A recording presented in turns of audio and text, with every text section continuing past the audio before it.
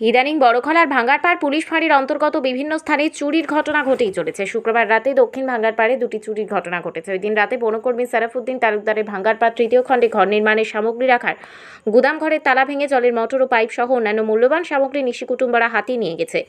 একই রাতে ভাঙ্গারপাড় দ্বিতীয় খণ্ডের প্রাক্তন গ্রুপ সদস্য নঈমুদ্দিন টাপাদারের বড় ভাই নাসিরউদ্দিন টাপাদারের গালামালের দোকানের দরজা ভেঙে তেল, চিনি, ডাল সহ বিভিন্ন সামগ্রী চুরি করে নিয়ে গেছে চোরের দল।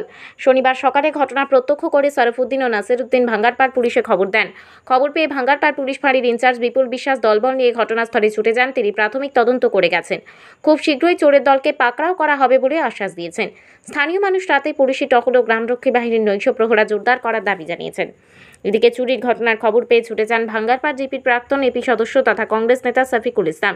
তিনি ভাঙ্গারপাড় পুলিশ ফাঁড়ি এলাকায় ঘন ঘন চুরির ঘটনায় উদ্বেগ প্রকাশ করে পুলিশ প্রশাসনের কাছে প্রয়োজনীয় লালায় পদক্ষেপ নেওয়ার দাবি জানিয়েছেন।